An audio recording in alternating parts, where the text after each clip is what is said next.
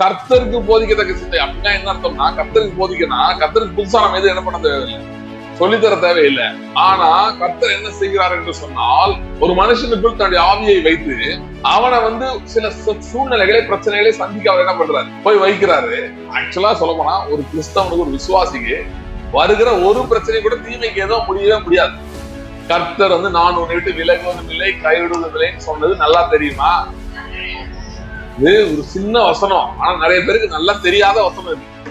ஏன்னா நிறைய நேரத்துல டவுட் வருது, கர்த்தர் உண்மையிலே இருக்காரா? ஏன் அந்த டவுட் வரவே வராதுன்னு சொல்லல, பிரச்சனை வரவே வராதுன்னு சொல்லல. ஆனா வரும்போது நம்ம இதுல ஸ்ட்ராங்கா இருக்கணும். அவர் சொல்லி இருக்கிறாரே என்று வருது, நான் உன்னை விட்டு விலகுவதும் இல்லை கைவிடுவதும் இல்லை என்று அவர் சொல்லி இருக்கிறாரே, ஆகையால் நான் தைரியம் கொண்டு சொல்லலாமே. என்ன சொல்லலாம்? கர்த்தர் எனக்கு சகாயர், நான் பயப்படேன், மனுஷன் எனக்கு. அந்த வசனம் பாருங்க, ரொம்ப அர்த்தமா இருக்கு. ஏன்னா அது என்ன சொல்றேன்னா, உங்களுக்கு ஏதாவது பிரச்சனை இல்லை, கொஞ்சம் வெயிட் பண்ணுங்க, கர்த்தர் உங்களுக்கு சொல்ற வரைக்கும் கர்த்தர் என்ன சொல்றாருன்னு பாருங்க. அவர் திரும்ப சொல்லணும், நான் உன்னிட்டு விலகுவதும் கேட்டு அது வரைக்கும் வெயிட் பண்ணுங்க. சொன்னாருன்னா சந்தோஷம், இல்லைன்னா அங்கேயே உட்காந்து ஏதோ அழுதுட்டு இருங்க அப்படின்னு என்ன பண்ணல சொல்லல. அது சொல்லுது, நாம் தைரியம் கொண்டு சொல்லலாமே. விசுவாசத்துக்கு ஒரு பவுண்டரி எல்லையெல்லாம் கிடையாது. இப்படிதான் நடக்கணும், அப்படிதான் நடக்கணும் அப்படிலாம் கிடையாது. அததான் யோனத்தான் அந்த நாள்ல யோசிச்சான். சொன்னா ஒருவேளை என்ன பண்ணலாம், போய் பார்க்கலாம், கர்த்தர் நமக்காக ஒரு காரியம் செய்வார். இல்ல ஒருவேளை அவங்க நம்மளை மேற்கொண்டுட்டாங்கன்னா, இப்ப என்னன்னா யோனத்தானுக்கு இருந்த ஒரு வெளிச்சம் சவுலுக்கு இல்ல. ஒரு அறிவு, என்ன அறிவுன்னு பாத்தீங்கன்னா, யோனத்தானுக்கு தெரிஞ்சது இந்த பிரச்சனையில இருந்து தப்பிக்க ஒரே ஒரு வழிதான் இருக்கு, அது முன்னாடி போறோம். நீங்க பாருங்க, சில சூழ்நிலைகள் பிரச்சனைகளை நம்ம எதிர்த்து அதுக்கு போல வைங்களேன், அது வீட்டுக்கு வந்துடும். அது ரோட்ல இருக்கும் போதே அதை விரட்டிட்டா நல்லது இல்லை. ஐயோ அதேதான் பண்ணிச்சுன்னா அப்புறம் வீட்டுக்கு வந்த பிறகு என்ன பண்ணுவீங்க? ஆகவே பாத்தீங்கன்னா, நம்ம எப்பயுமே கிறிஸ்துவுக்குள்ள நம்ம எப்படி இருக்கோம், கர்த்தர் நம்ம எப்படி வைத்திருக்கிறார். வேதம் சொல்லுகிறது, உன்னதங்களிலே அவரோட கூட உட்காரவும் செய்தார்.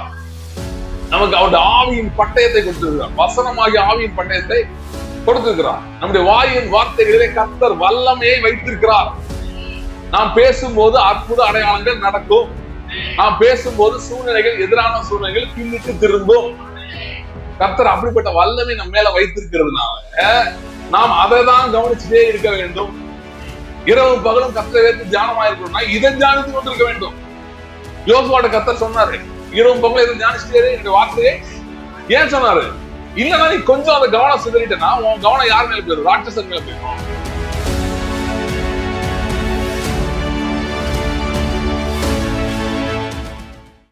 சரி, ஒரு சிலம் கண்களை மூடி ஆண்டவரை நோக்கி பார்க்கலாம். ஸ்தோத்திரம் ஆண்டவரே, ஸ்தோத்திரம் ஸ்தோத்திரம் ஸ்தோத்திரம் ஸ்தோத்திரம் ஸ்தோத்திரம் ஸ்தோத்திரம். ஹல்லேலூயா ஹல்லேலூயா ஹல்லேலூயா ஹல்லேலூயா ஹல்லேலூயா. Thank you Lord, thank you Lord, thank you Lord. ஹல்லேலூயா. ஸ்தோத்திரம் ஸ்தோத்திரம் ஸ்தோத்திரம் ஸ்தோத்திரம். நன்றி இயேசுவே, நன்றி இயேசுவே. ஹல்லேலூயா ஹல்லேலூயா ஹல்லேலூயா. Thank you Lord, thank you Lord. Hallelujah hallelujah. Thank you Lord, thank you Lord. Hallelujah hallelujah. Stotram stotram stotram. Ora battere motor bronca dera la antera la yana the onto yoberian counter. Thank you Jesus, thank you Jesus. Stotram. Thank you Lord, thank you Lord, thank you Lord. ஆண்டவரே, இந்த நாளிலும் வார்த்தை வல்லமையுடைய மத்தியிலே புறப்பட்டு வருவதை சொல்லுகிறோம். Thank you Lord, thank you Lord, thank you Lord. Hallelujah. ஸ்தோத்திரம் ஸ்தோத்திரம் ஸ்தோத்திரம். ஆண்டவரே, அனுப்பப்படுகிற காரியம் ஆகும்படி வாய்க்கிறவுடைய வார்த்தை எதற்காக அனுப்பப்பட்டதோ அதே போய் நிறைவேற்றி திரும்பி வருகிறவுடைய வார்த்தை அப்படியே செய்கிறபடியாக ஸ்தோத்திரம், அப்படியே செய்கிறபடியாக ஸ்தோத்திரம், அப்படியே செய்கிறபடியாக ஸ்தோத்திரம். Thank you Lord. இன்னும் உயரங்களுக்கு எங்களை எடுத்து செல்கிறபடியாக நன்றி செலுத்துகிறோம். இயேசு கிறிஸ்துவின் நாமத்தில் ஜெபிக்கிறோம் பிதாவே. ஆதியாகமம் 14வது அதிகாரம் 18வது வசனத்திலிருந்து வாசிக்கிறோம்.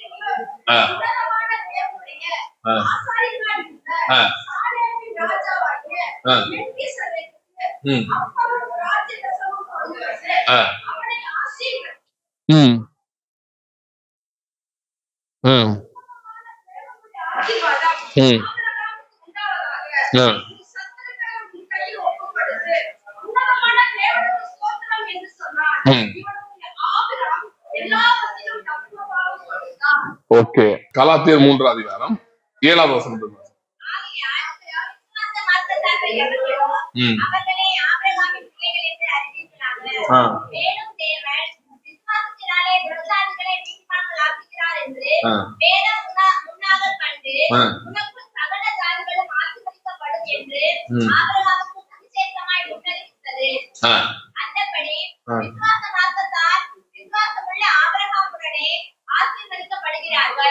ஓகே, ரெண்டு பகுதிகள் நம்ம வாசிச்சோம்.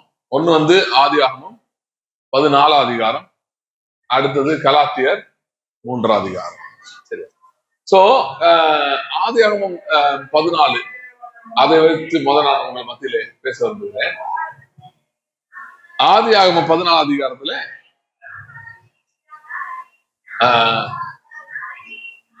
ஆதியாகமம் 14 ஆபிரகாம் ஒரு யுத்தத்தை சந்திக்கிறார். ஒரு யுத்தத்தை கிளம்பி போகிறாரு. அவனுக்கு விரோதமாக சில ராஜாக்கள் வந்து, அவனுக்கு விரோதம் வரல, சில ராஜாக்கள் வந்து லோத் இருந்த சோதோம் கொமோரா, லோத் வந்து ஆபிரகாமுடைய உறவினன், உங்களுக்கு தெரியும். சோ அவனுக்கு எதிராக வந்து லோத் இருந்த இடத்துல வந்து அந்த ஆட்கள் எல்லாம் பிடிச்சிட்டு போயிட்டாங்க. சோ அப்படி லோத்து சிறைப்பிடிக்க கொண்டு போகப்பட்டிருக்கிறான். அந்த செய்தி வந்து ஆபிரகாமுக்கு வருகிறது. அந்த செய்தி ஆபிரகாமுக்கு வரும்போது ஆபிரகாம் என்ன செய்கிறான் என்று சொன்னால், அவன் வீட்டுல இருந்த ஒரு 318 பேரை கூட்டிட்டு போய் ஒரு பெரிய யுத்தத்தை அங்கே நடத்தி, அது நீங்க நல்லா கவனிச்சு பாத்தீங்கன்னா, ராஜாக்களால் தோற்கடிக்கப்பட முடியாத சில ராஜாக்களை ஆபிரகாம் தன்னுடைய வீட்டு வேலையில வேட்டை பார்த்திருந்த 300 பேரை கூட்டிட்டு போய் என்ன பண்ணிட்டா, தோற்கடிச்சான். சரியா? சோ எப்படி இது நடந்தது அப்படின்னு யோசிச்சுட்டு இருந்தோம்னா, அப்படியே பின்னாடி படிச்சேன்னா உடனே அங்க வருது, அப்பொழுது உன்னதமான தேவனுடைய ஆசாரியர் மெல்கிசேதேக்கு வந்து ஆபிரகாமை ஆசீர்வதித்தான் என்று நாம் வாசிக்கிறோம். சரியா? சோ அந்த ஆசீர்வாதத்தை பற்றி கொஞ்சம் படிக்கலாம். ஏன்னா ஆபிரகாம் எப்படி ஒரு அசாதாரணமான காரியத்தை செய்ய முடிந்தது. ஏன்னா ராஜாக்களாலே இவங்க என்ன பண்ண முடியல, தோற்கடிக்க முடியல. ஓகே, ராஜாக்களால் அதாவது 2 ராஜாக்கள் சண்டை போடுறாங்க. நீங்க 14 படிச்சு பாத்தீங்கன்னா 2 ராஜாக்கள் சண்டை போடுறாங்க. அது ஒரு குரூப் ராஜா இன்னொரு குரூப் என்ன பண்ணிட்டான், தோக்கடிச்சிட்டான், ஒரு குரூப் ஜெயிச்சிட்டான். அப்ப அந்த தோத்து போன ஆட்கள் வந்து ஒரு ராஜா கிட்ட என்ன பண்ணிட்டாங்க, சில ராஜாக்கள்கிட்ட தோத்து போயிருக்காங்க. அப்ப அந்த தோத்த ராஜாக்கள் கூட ஆபிரகாம் சண்டை போட்டாருன்னா அது வேற விஷயம். யாரு கூட போய் சண்டை போடுறாரு, ஜெயிச்ச ராஜாக்கள் கூட போய் ஆபிரகாம் என்ன பண்றாரு, சண்டை போட்டு ஒரு பெரிய ஜெயத்தை அங்கே பெற்றுக் கொள்கிறார். அண்ட் இந்த இடத்துலதான் மெல்கிசேதேக்கு வந்து ஆபிரகாம் என்ன பண்றாரு, ஆசீர்வதிக்கிறார். சோ அந்த மெல்கிசேதேக்கு ஆசீர்வதிக்கிறாரு. ஓகே, அதுக்கு முன்னாடி இந்த சம்பவத்தை முதல்ல என்ன பார்க்கலாம், கொஞ்சம் நம்ம பார்க்கலாம். யூஸ்வலா இப்ப வந்து ஒருத்தர் ஆசீர்வதிச்ச பிறகு ஒரு நல்ல விஷயம் நடக்கிறது. ஓகே, ஆனா இங்க வந்து ரிவர்ஸ் நடக்குது. ஜெயிச்ச பிறகுதான் என்ன பண்றாரு வந்து இந்த ஆசாரியன், உன்னதமான தேவனுடைய ஆசாரியன் அப்படின்னு போட்டிருக்கு. சாலேமின் ராஜா மெல்கிசேதேக்கு வந்து ஜெயிச்ச பிறகு, ஆபிரகாம் ஜெயிச்ச பிறகு வந்து என்ன பண்றாரு,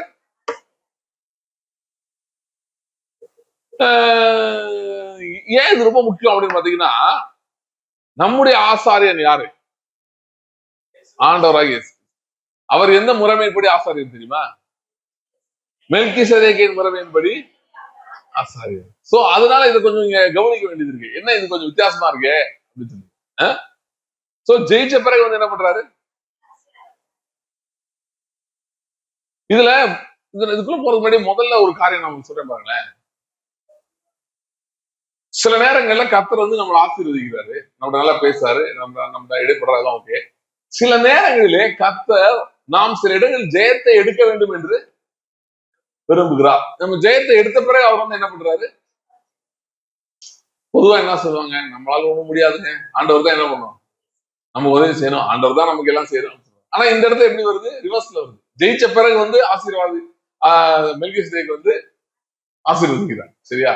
சோ அதே மாதிரி பாருங்க, ஆண்டவர் வந்து சில நேரத்துல நம்மளை என்ன பண்ணணும்னு விரும்புறாரு, ஜெயத்தை நாம் எடுத்துக்கொள்ள வேண்டும், நாம் சுதந்திரிக்க வேண்டும் என்று விரும்புகிறார். பொதுவா கிறிஸ்தவ உலகத்துல, கிறிஸ்தவ வாழ்க்கையில எல்லாரும் சொல்றது நமக்கு ஒண்ணும் முடியாது, ஆண்டவர் நமக்கு என்ன பண்ணாதான் நம்மளால ஜெயிக்கணும். ஆனா இங்க வந்து கொஞ்சம் வித்தியாசமா வருது. இவன் ஜெயிச்ச பிறகுதான் ஆண்டவர் என்ன பண்றாரு வந்து மெல்கிசேதேக்கு அனுப்புகிறார், மெல்கிசேதேக்கு வந்து ஆசீர்வதிக்கிறார். இது வேற எங்கேயா இருக்கா அப்படின்னு பாத்தீங்கன்னா வெளிப்படுத்த விசேஷத்துல வருது. ஜெயம் கொள்ளுகிறவன் எவனோ ஜெயம் கொள்கிறவனுக்கு நான் இதை என்ன பண்ணுவேன்றாரு, கொடுப்பேன்றான். இது எப்படிங்க அப்ப ரெண்டும் முரணா இருக்கு? ஜெயிச்ச பிறகுதான் அவர் இப்ப என்ன சில பேர் சொல்றாங்க, இல்லங்க இயேசு எல்லாத்தையும் என்ன பண்றாரு சிலுவையில் ஏற்கனவே, அப்ப நம்ம என்ன போய் ஜெயிக்கிறது? யோசிச்சு பார்த்திருக்கீங்களா நீங்க? அது இயேசுதான் எல்லாத்தையும் ஜெயிச்சு முடிச்சிட்டாரு, நம்ம என்ன போய்? இப்ப ஆபிரகாம் வீட்டுல உட்காந்துருந்தாரு, கர்த்தர் போய் என்ன பண்றாரு, அந்த ராஜாக்களா தோக்கடிச்சுட்டு ஆபிரகாமுக்கு போன் பண்ணி கர்த்தர் சொன்னாரு, எப்ப ராஜா தோக்கடிச்சேன்னு. அது நமக்கு புரியுது. ஆனா இங்க யாருதான் சண்டை போடுறா? ஆபிரகாம் தான் போய் என்ன பண்றாரு, யுத்தம் செய்கிறார். ஓகே, இன்னொன்னு இதுல இன்ட்ரெஸ்டிங் என்னன்னு பாத்தீங்கன்னா, இந்த 14 அதிகாரத்துல ஆபிரகாம் யுத்தத்துக்கு போகும்படி கர்த்தர் வந்து ஆபிரகாம் யுத்தத்துக்கு போக சொன்னாரா? போக சொல்லவே இல்லை. ஆனா ஆபிரகாம் என்ன பண்றாரு, ஐயோ இப்படிலாம் போக கூடாது, போனா என்னது நமக்கு எதுக்கு வம்பு, இப்படிலாம் போகக்கூடாது, நம்மளா எல்லாம் எங்க போக கூடாது, எதுவும் செய்யக்கூடாது, நம்ம எல்லாம் பேசாம என்ன பண்ணணும், எதுவும் இருக்கணும், கர்த்தர் என்ன சொல்றாரோ. ஆனா இங்க வேற மாதிரி இருக்கு, கர்த்தர் ஒன்றும் சொல்லவே இல்லை. ஆனா ஆபிரகாம் யுத்தத்துக்கு போய் ஜெயிச்சிட்டாரு. ஜெயிச்ச பிறகு அந்த ஆசாரியர் வந்து ஆபிரகாமை மெல்கிசேதேக்கு வந்து ஆசீர்வதிக்கிறார். சோ இதுல என்ன இருக்குது, இதுல உள்ள என்ன இருக்குது அப்படின்னு சொல்லி கவனிச்சு பாத்தீங்கன்னா, கர்த்தர் நமக்குள் தம்முடைய ஆவியை வைத்திருக்கிறார். பக்கத்துல சொல்லுங்க, கர்த்தர் எனக்குள் நம்முடைய ஆவியை வைத்திருக்கிறார். அப்படின்னா என்னங்க யூஸ், என்ன பெரிய பிரமாதம்? கத்துட்டு சரி ஓகே, அதுல என்ன பிரமாதம், என்ன முக்கியம், அதுல என்ன எதனால அது ஸ்பெஷல் பாத்தீங்கன்னா, ஒரு வசனம் வாசிக்கலாம் வேகமாக. 1 அதிகாரம், அதுல வந்து 14, 15, 16 3 வசனம். ஜென்ம சுவாவான மனுஷனும் தேவனுடைய ஆவிக்குரியவர்களை ஏற்றுக்கொள்ளலாம், அவைகள் அவனுக்கு பைத்தியமாக தோன்றும்.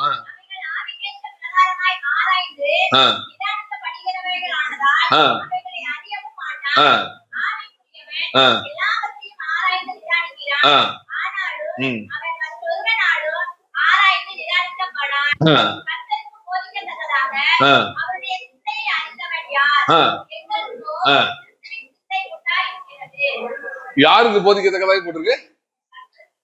யாருக்கு? கர்த்தருக்கெல்லாம் போதிக்க முடியுமா? ஆனா இப்படி இங்க அப்படிதான் போட்டிருக்கு, கர்த்தருக்கு போதிக்கத்தக்கதா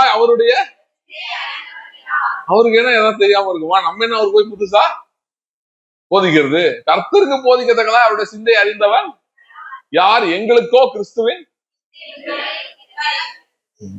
அது நான் உங்களோட கேள்வி கேட்டேன்ல, ஆவி, தேவ ஆவி நமக்கு என்ன பெரிய பிரமாதம் என்று சொன்னால், இப்படிப்பட்ட ஒரு காரியத்தை கர்த்தர் வைத்திருக்கிறார். எப்படிப்பட்ட காரியம்? அதாவது கர்த்தருக்கு போதிக்கத்தக்க சிந்தை. அப்படின்னா என்ன அர்த்தம்னா, கர்த்தருக்கு போதிக்கணும், கர்த்தருக்கு புதுசா நம்ம எதுவும் என்ன பண்ண தேவையில்லை, சொல்லித்தர தேவையில்லை. ஆனா கர்த்தர் என்ன செய்கிறார் என்று சொன்னால், ஒரு மனுஷனுக்குள் தன்னுடைய ஆவியை வைத்து அவனை வந்து சில சூழ்நிலைகளை, பிரச்சனைகளை சந்திக்க அவர் என்ன பண்றாரு, போய் வைக்கிறாரு. சரியா? எல்லா பிரச்சனையும் ஆக்சுவலா சொல்ல போனா, ஒரு கிறிஸ்தவனுக்கு, ஒரு விசுவாசிக்கு வருகிற ஒரு பிரச்சனை கூட தீமைக்கு ஏதோ முடியவே முடியாது. ஆமேன்னு சொல்ல முடியலையா? ஏன் பார்த்தாலும் அப்படி தெரியலைங்களே, எங்களுக்கெல்லாம் அப்படி ஒண்ணும் போறது தெரியல. அப்படி தெரியலாம் கூட நீங்க என்ன சொல்லலாம், விசுவாசத்துல என்ன சொல்ல முடியும்? இப்ப யோசேப்பு வந்து சொல்றாரு, நீங்கள் எனக்கு தீமை செய்ய நினைத்தீர்கள், கர்த்தரோ என்ன பண்ண எல்லாத்தையும் நன்மைக்கு ஏதோ முடிய பண்ணாருன்னு. நீங்க சொல்லலாம், சில பேர் எனக்கு இன்னும் அந்த மாதிரிலாம் எதுவும் நன்மைக்கு ஏதோ முடியல பிரதர், வெறும் தீமை மட்டும் தான் வந்திருக்கு. ஆனால் நான் விசுவாசித்து சொல்ல முடியும். ஏனென்றால் ஒரு விசுவாசிக்கு தேவன் எல்லா சூழ்நிலைகளையும் ஜெயமாக தான் மாற்றுகிறார். அவருக்கு வேற எண்ணமே கிடையாது. நீங்க இப்ப நான் ஏன் இன்னைக்கு இது பேசிட்டு இருக்கேன்னா, சில பேர் சில சூழ்நிலைகளிலே கைவிடப்பட்டது போல உணர்கிறீர்கள். அதாவது என்ன உணர்ந்துட்டு இருக்கீங்கன்னா, ஆண்டவர் இன்னும் வரவே இல்லையேன்னு பேசிட்டு இருக்கீங்க. நம்மளும் ஆண்டவருக்காக என்ன பண்ணிட்டு இருக்கோம், ட்ரீட் பண்ணிட்டு தானே இருக்கோம். இன்னும் ஆண்டவர் வரவே மாட்டேங்கிறாரு, எப்ப வருவாரு? ஆண்டவர் சொல்றாரு, நான் இன்னைக்கு வரமாட்டேன், அதான் நீ வந்துட்டேலன்னு சொல்றாரு. புரியுதா புரியலையா? நான் வரமாட்டேன், ஆண்டவர் இருக்க மாதிரியே தெரியலையா? பிரச்சனை இல்ல. அவரு அப்ப என்ன அர்த்தம்னா, உங்களை நம்பிட்டு இருக்காருன்னு அர்த்தம். ஐயோ என்னைய ஆண்டவர் நம்புவாரா? என்ன அவர் உங்களை நம்புறாருன்னா மொட்டையா இல்லைங்க. அவர் உங்களை நம்புறதுக்கு பின்னாடி நிறைய காரணம் இருக்கு. முதலாவது, அவர் தம்முடைய ஒரே பேரான குமாரனை சிலுவையிலே மரிக்கும்படி ஒப்பு கொடுத்தார். அவரை மரித்து, அவர் அடக்கம் பண்ணப்பட்டு, அவர் உயிர் தெழுந்து, அவர் பரமேறி, அவர் சிங்காசனத்திலே வீற்றிருக்கிறார். அவர் தம்முடைய ஆவியை உங்களுக்குள் வைத்திருக்கிறார். இயேசுவை மரித்தோரிலிருந்து எழுப்பினருடைய ஆவி உங்களில் வாசமாய் இருந்தால், ரோமர் 8ஆம் அதிகாரம் சொல்லுகிறது, கிறிஸ்துவை மரித்தோரிலிருந்து எழுப்பினவர் அந்த ஆவியானவர் என்ன செய்வாரா? உங்களுடைய சரீரங்களை உயிர்ப்பிப்பார். சோ இவ்வளவு ஒர்க் பண்ணிட்டு தான் அவர் என்ன பண்ணிட்டு இருக்காரு? அமைதியா? வேதத்துல பல யுத்தங்கள் இருக்கு.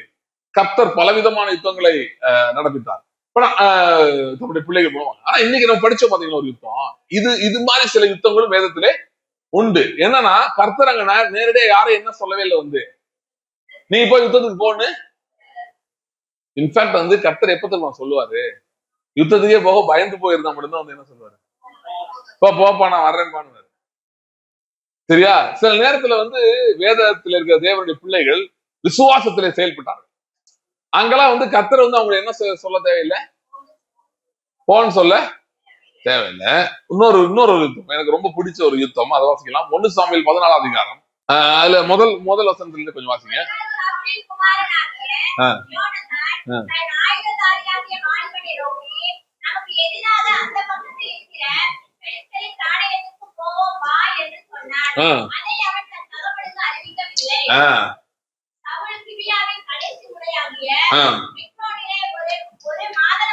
சரி, போதும். இங்க என்ன நடக்குது பாத்தீங்கன்னா, ஒரு பெரிய யுத்தம் நடக்கிறது.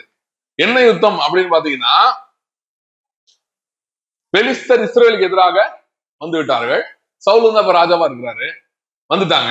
நீங்க இன்னும் படிச்சு பாத்தீங்கன்னா, அவங்க ஒரு யுக்தியை கடைபிடிக்கிறாங்க பெலிஸ்தர். அது என்ன யுக்தின்னு சொன்னா, 3 கொள்ளை கூட்டத்தை அனுப்புறாங்க இஸ்ரேலுக்குள்ள.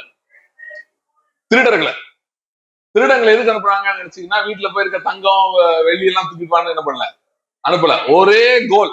என்ன கோல் தெரியுமா? ஒரு திருட்டு கூட்டத்தை அனுப்பி, நீ உள்ள போய் இஸ்ரேல் தேசத்தில் இருக்கிற பட்டயத்தை ஈட்டியை மட்டும் என்ன பண்ணிடணும். இப்படி ஒரு யாரா பண்ணுவாங்க பாருங்க. என்ன பண்ணணுமா? வெறும் பட்டயத்தையும் ஈட்டியை மட்டும் தூக்கிட்டு வந்துடும். ஏன்? இப்ப இவன் என்ன பண்ணா, இப்ப அடுத்து நாங்க என்ன பண்ண போறோம்? யுத்தத்துக்கு வரப்போறோம் இஸ்ரேலுக்கு எதிராக. சோ முன்னாடியே அவன் எவ்வளவு பிளான் பண்ற மாதிரி, சத்ரு ஈட்டி பட்டயத்துல என்ன பண்ணிடு, எடுத்து வந்துரு, நான் யுத்தத்துக்கு போவேன்.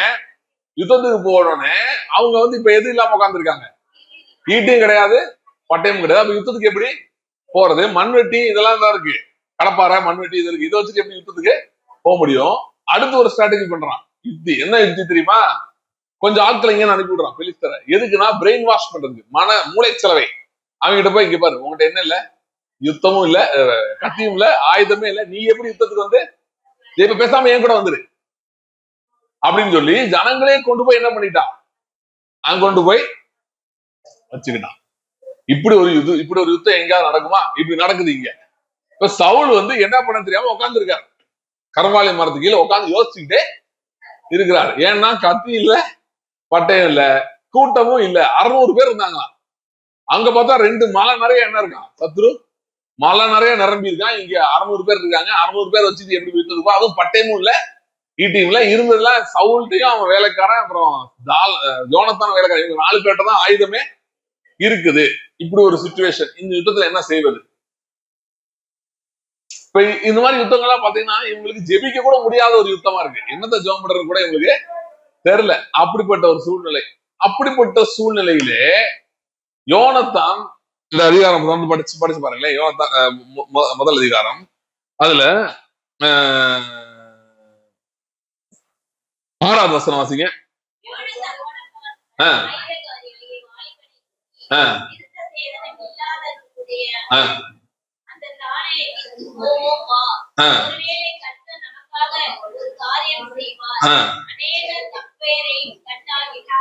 கொஞ்சம் பேரை கொண்டாகிலும் ரட்சிக்க கர்த்தருக்கு. இந்த யுத்தம் ஏன் எனக்கு ரொம்ப பிடிச்ச யுத்தம் சொன்னா, இங்க கர்த்தர் யோனத்தான் என்ன பண்ணல, சொல்லல, யோனத்தானே நீ என்ன பண்ணு, கிளம்பி.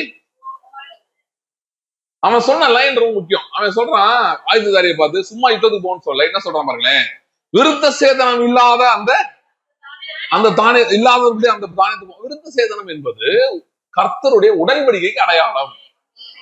இஸ்ரேல் ஜனங்களோடு கர்த்தர் வைத்திருந்த உடன்படிக்கைக்கு அடையாளம்.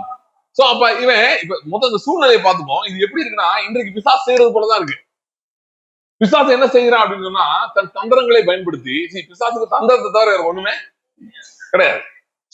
இருக்கிற சூழ்நிலைகளை அவன் தந்திரங்களை பயன்படுத்தி நமக்கு இயலாதவைகள் போல எப்பயுமே காட்டிக்கிட்டே இருப்பான்.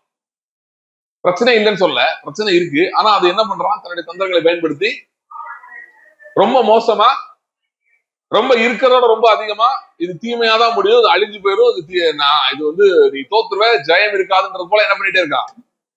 அவன் அதை மேக்னிஃபை பண்ணி பெருசாக்கி காட்டிட்டே இருக்கான். அதே மாதிரி அவன் அன்னைக்கு என்ன பண்ணான்னா, அந்த ஆயுதத்தை எடுத்து போன மாதிரிதான் இன்றைக்கும் விசுவாசிகள் கையில இருந்து ஆயுதத்தை பிசாசு என்ன பண்ணிடுறான். எப்படிங்க உங்க கையில இருந்து ஆயுதம் எடுக்க முடியும்? எப்படி இன்னைக்கு நம்ம கையில இருந்து ஆயுதத்தை எப்படி எடுக்க முடியும்? இது அடுத்த லைனை சேர்த்து பார்த்தா நல்லா புரியும். அடுத்து அவன் பண்ற யுக்தி என்ன பண்ணா, எல்லாருக்கும் மூளை சொல்ல பண்ணி ஒன்னால என்ன பண்ண முடியாது சொன்னா மேற்கொள்ள. இன்னைக்கு பிசாசு என்ன செய்யறான்னு பாத்தீங்கன்னா, முதலாவது நமக்கு இருக்க ஒரே ஒரு ஆயுதம் தான். நமக்கு பெரிய ஆயுதம்லாம் ஒண்ணுமே கிடையாது, ஒரே ஒரு ஆயுதம் தான். அந்த ஆயுதம் என்ன தெரியுமா? கர்த்தருடைய வசனமாகிய ஆவியின்.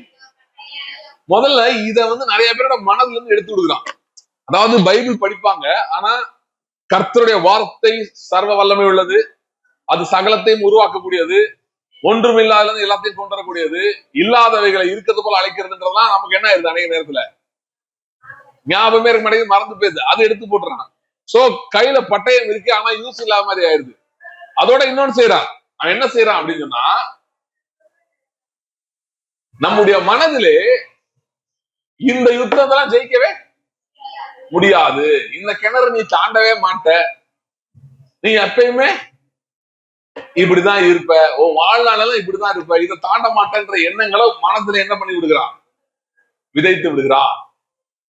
இப்ப நம்ம போய் பிசாசு கூட சேர போறது இல்லை, நீங்க சில பேர் சேர்ந்த மாதிரி பெலிஸ்தர் கூட. ஆனா அவனுடைய எண்ணங்களுக்கு ஏத்தாப்போ நம்முடைய எண்ணங்கள் என்ன பண்ணிருது, மாறி விடுகிறது. நம்மளால ஜெயிக்க முடியாது, மேற்கொள்ள முடியாது, நம்ம தோத்தம் போன்ற போல எண்ணங்கள் அநேக நேரத்துல வந்து விடுகிறது. சோ இப்படி சில சூழ்நிலைகள் ஏற்படும் போது பாத்தீங்கன்னா, அதாவது நான் என்ன சொல்றேன்னா, ஒரு அளவுக்கு மேல குழப்பங்கள் போயிடுச்சு, நீங்க உங்களால யோசிக்கவே முடியல, குழப்பங்கள் ரொம்ப தாறுமாறா போயிட்டு இருக்கு. உங்களால எப்படி யோசித்து பார்த்தாலும் இதுல என்ன நடக்குதுன்னு கண்டுபிடிக்க முடியல. ஆனா என்ன பயம் வந்துட்டு இருக்குன்னா, அது தோல்வி ஆயிரும், இது ஜெயம் எடுக்க முடியாது அப்படின்னு வர்ற சில நேரங்களிலே இந்த ஆபிரகாமும் யோனத்தானும் செஞ்சதா நாமும் செய்ய வேண்டும். முதலாவது காரியம் இங்க யோனத்தான் சொல்றவங்க பாக்குறோம். அவன் என்ன சொல்றான்னா, விருத்த சேதனம் இல்லாத அந்த பெலிஸ்தரின் தானியத்துக்கு முதல் காரியம், ஆபிரகாமும் அந்த தைரியத்தை யுத்தத்துக்கு போனான். என்ன தைரியத்தை போனான்னா, கர்த்தருடைய உடன்படிக்கை என்னோடு இருக்கிறது, ஆனா என் பிரச்சனையோடு கர்த்தருடைய உடன்படிக்கை இல்லை. கர்த்தர் என்னை பார்த்து சொல்லி இருக்கிறார், நான் உன்னை விட்டு விலகுவதும் இல்லை கைவிடுவதும் சொல்லியிருக்கார். என் பிரச்சனையை பார்த்து கர்த்தர் என்ன சொல்லல, உங்க கடன் பிரச்சனையை பார்த்து கர்த்தர், கடனே நான் உன்னை விட்டு விலகுவதும் இல்லை கைவிடுவதும் இல்லை, நீ எப்போதும் இங்கே இருப்பாயின்னு சொல்லியிருக்காரா? சொல்லல. ஆனா கர்த்தர் யார்கிட்ட சொல்லியிருக்காரு? பக்கத்துல கேளுங்க, உங்களுக்கு தெரியுமா? நல்லா தெரியுமா? கர்த்தர் நான் உன்னை விட்டு விலகுவதும் இல்லை கைவிடுவதும் இல்லைன்னு சொன்னது நல்லா தெரியுமா? இது ஒரு சின்ன வசனம், ஆனா நிறைய பேருக்கு நல்லா தெரியாத வசனம் இது. ஏன்னா நிறைய நேரத்துல டவுட் வருது, கர்த்தர் உண்மையிலே இருக்காரா? ஏன் அந்த டவுட் வரவே வராதுன்னு சொல்லல, பிரச்சனை வரவே வராதுன்னு சொல்லல. ஆனா வரும்போது நம்ம இதுல ஸ்ட்ராங்கா இருக்கணும். அவர் சொல்லி இருக்கிறாரே, எபிரேயர்ல வருது, நான் உன்னை விட்டு விலகுவதும் இல்லை கைவிடுவதும் இல்லை என்று அவர் சொல்லி இருக்கிறாரே, ஆகையால் நான் தைரியம் கொண்டு சொல்லலாமே. என்ன சொல்லலாம்? கர்த்தர் எனக்கு சகாயர், நான் பயப்படேன், மனுஷன் எனக்கு என்று சொல்லலாமே. பக்கத்து சொல்லுங்க, சொல்லலாமே. அந்த வசனம் பாருங்க, ரொம்ப அற்புதமா இருக்கு. ஏன்னா அது என்ன சொல்லணும்னா, உங்களுக்கு ஏதாவது பிரச்சனை வந்தே கொஞ்சம் வெயிட் பண்ணுங்க, கர்த்தர் உங்களுக்கு சொல்ற வரைக்கும் கர்த்தர் என்ன சொல்றாருன்னு பாருங்க. அவர் திரும்ப சொல்லணும், நான் உன்னை விட்டு விலகுவதும் இல்லை கைவிடுவதும் இல்லைன்னு. அது வரைக்கும் வெயிட் பண்ணுங்க. சொன்னாருன்னா சந்தோஷம், இல்லைன்னா அங்கேயே உட்காந்து ஏதோ அழுதுட்டு இருங்க அப்படின்னு என்ன பண்ணல, சொல்லல. அது சொல்லுது, நாம் தைரியம் கொண்டு சொல்லலாமே. இதுல பிரச்சனையே வராது இந்த ரூட்ல. ஏன்னா இது விசுவாசத்தின் பாதை. என்ன பாதை? விசுவாசத்தின் பாதை. இது பயத்தின் பாதை இல்ல, குழப்பத்தின் பாதை இல்ல. இது என்ன பாதை? கிறிஸ்தவ மார்க்கத்துக்கு வேற விசுவாச மார்க்கம். அதான் நம்ம படிச்சோம் காலத்துல, விசுவாச மார்க்கத்தார் எவர்களோ அவர்களே ஆபிரகாமின் சந்ததி என்று அறிவீர்களாக. ஏன் ஆண்டவர் வந்து ஆபிரகாமை தூக்கி இவன் தான் வந்து விசுவாசிகள் தகப்பன்னு சொன்னார்னா, அவன்கிட்ட அப்படி ஒரு விஷயத்த வந்து ஆண்டவர் சொன்னார். என்னன்னா, சாராளுக்கு எத்தனை வயசு ஆயிடுச்சு? 90 வயசு. ஆண்டவன் அழைக்கும் போது 75 வயசு. ஆனா அப்படி இப்படி 90 வயசு. ஆபிரகாம் எத்தனை வயசு? 99. இந்த என்னது வர தை மாசம் வந்து அது 100 அந்த லெவல்ல இருக்கு. அப்படி இருக்கிற இடத்துல ஆண்டவர் வந்து என்ன சொல்றாரு ஆபிரகாம்கிட்ட? கடைசியில சொன்னதான் ரொம்ப பவர்ஃபுல். அதுக்கு மேல தருவேன் சொன்னாரு. அப்போ சொல்றாரு இன்னும் 1 வருஷத்துல வருவேன். டைமோட சொல்றாரு, ஒரே வருஷத்துல வருவேன். அப்ப சாராளுக்கு ஒரு குமாரன் இருப்பான் அப்படின்றாரு. அந்த இடத்துல கர்த்தர் ஆபிரகாம் கர்த்தரை விசுவாசித்தான். அந்த பாயிண்ட்ல தான் அவன் சரீரம் செத்து போனது. ஏன்னா ஆகார அவன் திருமணம் பண்ணும்போது 86 வயசு ஆபிரகாமுக்கு. ஆனா அப்ப கூட அவன் சரீரம் என்ன பண்ணல, இன்னும் மறிக்கல, நல்லாதான் இருக்கு. ஆகார் மூலமாக ஒரு குழந்தை அவனுக்கு கிடைக்கவும் செய்தது. ஆனா 99 வயசுல பேசும்போது ரோமர் நாள் அதைதான் பவுல் எழுதுகிறார். அவன் சரீரம் செத்ததையும் எண்ணாமல், ஆகாரின் கர்ப்பம் செத்து போனதையும் எண்ணாமல், வாக்குத்தத்தம் பண்ணினவர் உண்மையுள்ளவர் என்று நம்பி. அதான் சொல்றேன், வாக்குத்தத்தம் பண்ணினவர் உண்மையுள்ளவர் என்று நம்பி நாமும் சொல்லலாமே. சொல்லாத சொல்லி ஏதோ மாத்தி நடந்துச்சுன்னா என்ன பண்றது? சில நேரங்கள்ல விசுவாசத்துல முன்னாடி எடுத்து வைக்கும் போது அப்படிப்பட்ட பாதை எதிர்பார்த்தான் போகணும். என்ன பாதைன்னா, இப்படி ஒரு கேள்வி வரும், ஒருவேளை நடக்கலாம் என்ன பண்ண, அந்த கேள்விக்கு நமக்கு அந்த நேரம் பதில் இருக்காது. ஆனாலும் நான் முன்னோக்கிதான் செல்லுவேன் என்று முடிவெடுத்தான் போக வேண்டும். இல்ல எனக்கு கொஞ்சம் வெயிட் பண்ணுவோம், உட்கார்ந்து இந்த சவுல் மாதிரி கர்வாலி மரம் தான் இருக்கா பாருங்க, ஒரு கூடாரத்தை போட்டு உட்காந்து கொஞ்சம் யோசிப்போம். யோசிச்சு நம்ம முதல்ல ஒரு முடிவுக்கு வருவோம், இது ஒர்க் ஆகுமா? நிறைய கிறிஸ்தவர்கள் அப்படி போயிட்டாங்க. சில பேரு, சில கிறிஸ்தவ இயக்கங்களே அப்படி சொல்லுது. என்ன சொல்லுதுன்னா, இது நடக்குமா நடக்காத நமக்கு என்ன பண்ணாது தெரியாது. அவங்ககிட்ட போய் நீங்க எனக்கு தலைவலிக்கு ஜோம் பண்ணுங்கன்னா அவங்க எப்படி ஜோம் பண்ணுவாங்கன்னா, பிரதர் இது கர்த்தர் சித்தம் நமக்கு தெரியல, இப்போதைக்கு தலைவலி போறது அவர் சித்தமா இல்ல இந்த தலைவலியோடயே உங்களை வச்சு கர்த்தர் மகிமைப்பட போறாரு. எப்படி மகிமைப்படுவாரு எனக்கு தெரியாது, அப்படியே மகிமைப்பட போறா நமக்கு தெரியாது. ஜோம் பண்ணுவோம். என்னன்னாலும் நீங்க எதுக்குனாலும் ஆயத்தமா இருங்க. அப்படி இடத்துக்கு ஜோம் பண்ண எதுக்கு நம்ம போகணும்? நம்மளே வீட்லயே உட்காந்துனால, ஏன்னா நமக்கும் எப்படி நடக்குது எனக்கு தெரியாது. இவங்களும் அதே தான் என்ன பண்றாங்க, சொல்றாங்க எதுக்கு போகணும்? ஏசு கிறிஸ்து யாருக்கா வராங்க சொன்னாரா? எப்படி நடக்குதுன்னு தெரியலங்க, கொஞ்சம் டவுட், வெயிட் பண்ணி பார்ப்போம், ஒரு ஜோம் பண்ணுவோம், கர்த்தர் சித்தம் எப்படியோ பார்ப்போம். அப்படிலாம் என்ன பண்ணல அவரு, சொல்லவே இல்லை. யார் வந்தாலும் என்ன பண்ணாரு, எனக்கு ஒருத்தன் கேட்டான், உங்களுக்கு சித்தமானால் என்னை சுத்தமாகுமா? முன்னாடி ஆமா சித்தம் உண்டு அப்படின்னு ஸ்பெசிபிக்காவே சொன்னார். ஏன்னா நான் பின்னாடி யாராவது இந்த மாதிரிலாம் பேசுவாங்கன்னு சொல்லிதான் என்னன்னு சொல்லிட்டாரு, சித்தம் உண்டு. ஆனா ஏன் நிறைய பேர் நடக்கல, ஏன் தடையா இருக்குன்னா, பிசாசு வந்து அந்த உறுதியான இடத்துக்கு அவங்க போக விட மாட்டேங்கிறான். நான் முன்னோக்கி மட்டும்தான் போவேன், நான் எக்காரத்தை மட்டும் பின்னோக்கி என்ன பண்ண மாட்டேன். ஒரு பழைய பாட்டு இருக்கு, உங்களுக்கு தெரியும் நினைக்கிறேன், சிலுவையின் முன்னே உலகமே பின்னே, பின்னோக்கேன் நான் பின்னோக்கேன் நான். அந்த பாட்டுக்கு யாரெல்லாமே என்ன அர்த்தத்துல பாடிட்டு இருக்காங்க, எனக்கு தெரிஞ்சு எனக்கு புரிஞ்ச அர்த்தம் தான். என்ன அர்த்தம்னு பாத்தீங்கன்னா, சிலுவையின் முன்னே அப்படின்னா சிலுவை என்ன, சிலுவையில் என்னாச்சு, சிலுவையில் என்னாச்சுங்க, இயேசு கிறிஸ்து சிலுவையில் அறையப்பட்டார். சரியா? அப்புறம் என்னாச்சு, சும்மா எனக்கு பைபிள் என்ன தியாலஜி எல்லாம் சொல்றாங்க, ஏன்னா அடுத்தடுத்து என்ன நடந்துன்னு கேட்கிறேன். சிலுவையில இயேசு அறையப்பட்டார், அப்புறம் என்னாச்சு, மரித்தார், அப்புறம் அடக்கம் பண்ணப்பட்டார், அப்புறம் 3ஆம் நாள் உயிர் தெழுந்தார். அப்ப சிலுவையின் முன்னேன்னா வெறும் சிலுவை கிடையாது, சிலுவை இருக்கு, அதுக்கப்புறம் உயிர்த்தெழுதல் இருக்கு. அவரோட கூட மரித்தோமா, அவரோட கூட என்ன பண்ணுவோம், ஆளுகையும் செய்வோம். கொஞ்ச காலம் இருக்கிற பாடுகள் வேதம் அப்படிதான் சொல்லுது. அதான் அது என்னன்னா, மகிமைக்கு போறதுக்கு ஒவ்வொரு கதவுக்கு முன்னாடி ஒரு பாடு மாதிரி ஒண்ணு வரும். அத பிசாசு என்ன பண்ணிடுவான், பெருசா கட்டிடுவான். அதனால நிறைய பேர் அந்த கதவு பக்கம் போறது இல்லை. ஐயோ அங்க போனா பாடு பிரதர் உபத்திரம், ஐயோ வேணும். போல் சொல்றாரு, சிறுவை குறித்த உபதேசம் கெட்டு போறவர்கள் எப்படி இருக்கா, ஏன்னா அவங்களுக்கு புரியல. ஏங்க இதை செய்யணும், நீங்க ஏன் இதை செய்யணும், செஞ்சு என்ன இல்ல உங்களுக்கு ஒன்னும் பெனிஃபிட் இல்ல அவன் நினைக்கிறான். ஏன்னா அவனுக்கு வெறும் சிலுவை மட்டும் தான் தெரியுது, பின்னாடி இருக்க உயிர் தெழுதல் அவனுக்கு என்ன பண்ணாது தெரியாது. ஏன்னா அவனுக்குள் தேவ ஆவி இல்லை, நமக்குள் தேவ ஆவி இருக்கிறபடியால் நமக்கு இன்னைக்கு இருக்கிற அந்த உபத்திரமோ அந்த கஷ்டமோ அது மட்டும் தெரியல, அந்த பாடம் தெரியல, அதுக்கு பின்னாடி ஒரு பெரிய மகிமை இருக்கிறது நமக்கு தெரியுது. அதனால நம்ம சொல்றோம், கொஞ்ச காலத்துல வர்ற பாடுகள் வந்து இந்த பெர்க்மேன்ஸ் பாட்டு மாதிரி அதி சீக்கிரத்து நீங்கி விடும். இந்த அப்படிதான் நாம் எல்லா உபத்திரத்தையும் பார்க்க வேண்டும். ஏன்னா எல்லா உபத்திரத்துக்கு பின்னாடி மகிமை இருக்கிறது. ஏனென்றால் கிறிஸ்து சிலுவையில் மரித்து அடக்கம் பண்ணப்பட்டு உயிர்த்தெழுந்து அவர் ஆளுகையில் இருப்பதினால். அதை யாரா மாத்த முடியுமா? இயேசு சிலுவையில் மரித்தது மறக்க முடியுமா? மாத்த முடியாது. அவர் அடக்கம் பண்ணப்பட்டதை மாத்த முடியுமா? மாத்த முடியாது. அவர் உயிர்த்தெழுந்ததை மாத்த முடியுமா? மாத்த முடியாது. இன்றைக்கு ஒரு சிங்காசனம் வீட்டு இருக்கிற யாராவது மாத்த முடியுமா? மாற்றவே முடியாது. இதெல்லாம் உண்மையாக இருக்கும் என்று சொன்னால் நிச்சயமாக நம்முடைய சிலுவைகளோ பாடுகளோ உபத்திரமோ எதா இருந்தாலும் சரி, அதற்கும் ஒரே ஒரு முடிவுதான் இருக்கு, அது மகிமை மட்டும்தான். அந்த தைரியம் இருக்கிறதுனாலதான் நம்ம கேள்விக்கு பதில் தெரியினாலும் தொடர்ந்து என்ன பண்றோம்? முன்னாடி போறோம். யோனத்தானுக்கு டவுட் வந்திருக்கலாம், ஒருவேளை இது ஒர்க் அவுட் ஆகலாம். அவன் சொல்றது பாத்தீங்களா, அவன் வேற ஒரு வேலையை சொல்றான். யாருக்கு தெரியும், ஒருவேளை கர்த்தர் நமக்கு ஒரு காரியம் செய்வார். இன்னொரு குரூப் இருந்தாங்க, அவங்க என்ன சொன்னாங்கன்னா, அவங்களுக்கு கிளம்புனாங்க பேக் எல்லாம் எடுத்துட்டு, எங்க இயேசுவின் கல்லறைக்கு போலாம். அப்ப அவன் சொன்னான், ஒருவேளை அது பூட்டியா இருந்தா என்ன பண்றது? அப்புறம் என்ன, ஆமா ஒருவேளை பூட்டி தான் இருக்க சொல்லி என்ன பண்ணாங்க, எல்லாம் வீட்டுல நம்ம தூக்கிட்டு ஒரு 8 மணிக்கு எந்திரி போட்டு தூக்கிட்டாங்க. ஆனா அந்த லேடிஸ் குரூப் என்ன பண்ணாங்கன்னா, அவங்க வேற ஒரு வேலையை நினைச்சாங்க. கல் இருக்கு, ஆனா ஒரு வேலை ஓப்பன் ஆனதா, போய் தான் பாப்போமே. இந்த போய் தான் பாப்போமேன்னு சொன்ன எல்லாருமே பைபிள்ல ஜெயிச்சிட்டாங்க தெரியுமா? யாருமே தோத்தது கிடையாது. சரி டவுட்டா தான் இருக்கு, சரி போய் தான் பாப்போம். ஏன் நம்ம இங்க உட்காந்து 4 குஷ்டரோகிகள் இருந்தான். அவன் சீரியா தேசத்துல பாளையத்துக்கு வெளியே, இஸ்ரேல் தேசத்துல பாளையத்துக்கு வெளியே தான். சீரிய ராணுவம் இஸ்ரேல் தேசத்தை சுத்திருச்சு. அங்க ஒரே பஞ்சமா இருக்கு, ஒண்ணுமே இல்ல.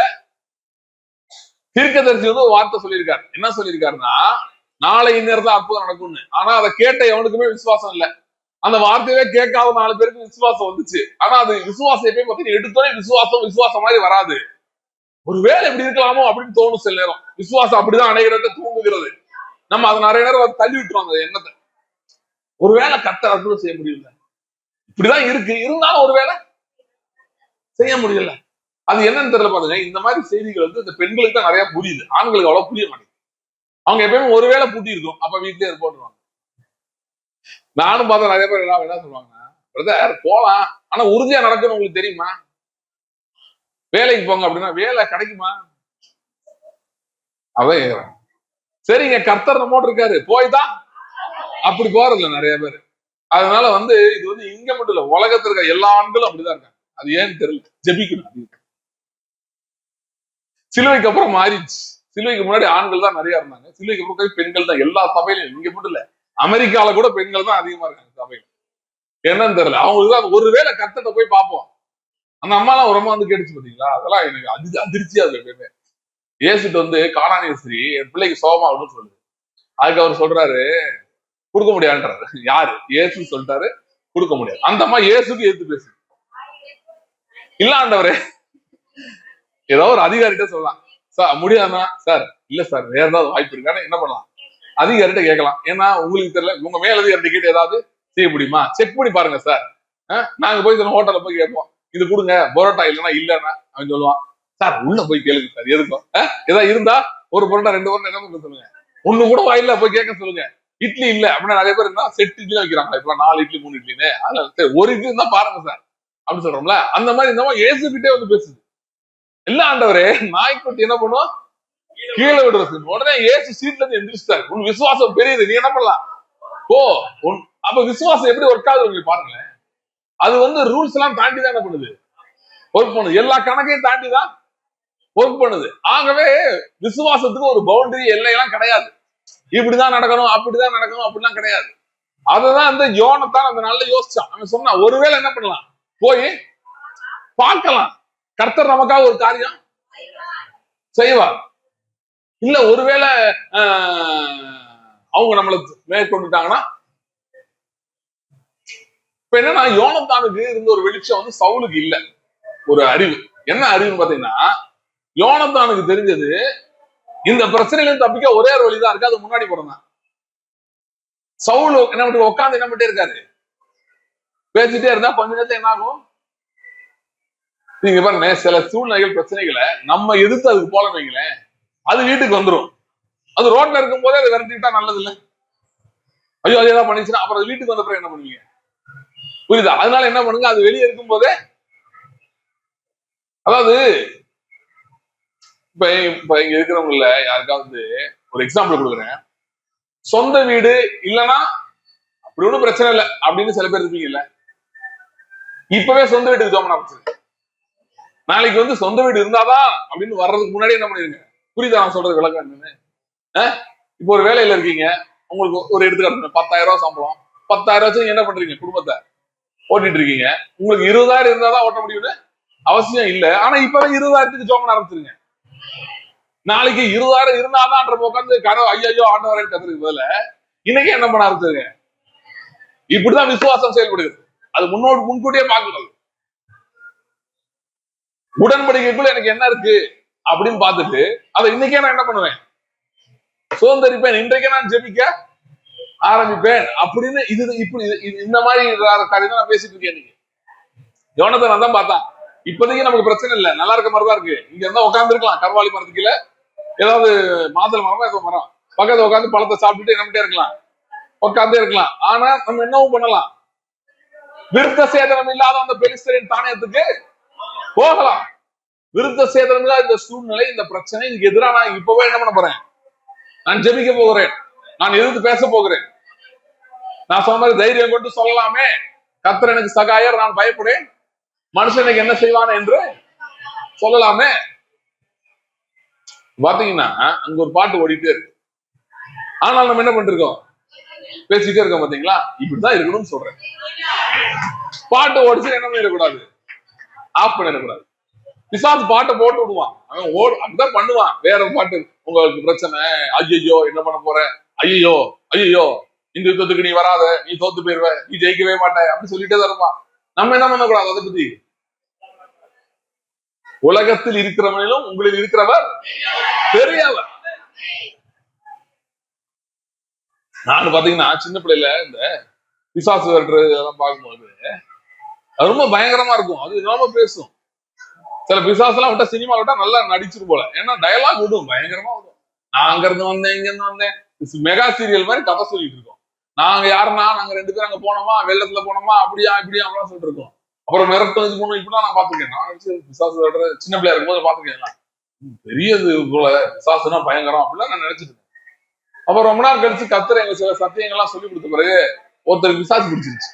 அவர் வீட்டுக்கு வந்து ஜோம் பண்ண கூப்பிட்டாங்க. இப்ப நான் எங்க அப்ப இருந்த சபையில போதகர், நானு, அப்புறம் இன்னொரு ஊழியர், 3 பேருமா சேர்ந்து வீட்டுக்கு போனோம் ஜோம் பண்றதுக்கு. நாங்க போற வழியெல்லாம் யோசிச்சுட்டு போயிட்டு இருக்கோம். இது எவ்வளவு நேரம் ஜோம் பண்ணணுமோ, இன்னைக்கு வேற நம்ம பார்த்து 12 மணிக்கு இன்னொரு இடத்துக்கு போனோம், 10 மணிக்கு போறோம், பிசாசு போக எவ்வளவு நேரம் ஆகும், தலையில வைக்க வச்சு ஆட்டணுமா, ஜோம் பண்ணணுமா, என்னத்தை பண்ணலாம் அப்படின்னா யோசிச்சுட்டு போயிட்டு இருக்கோம். போயிட்டு கதவை திறந்துட்டு அந்த வீட்டுக்கு போனா அந்த சிஸ்டர் கதவை திறந்துட்டாங்க. நாங்க உள்ள போனோம் பாருங்க.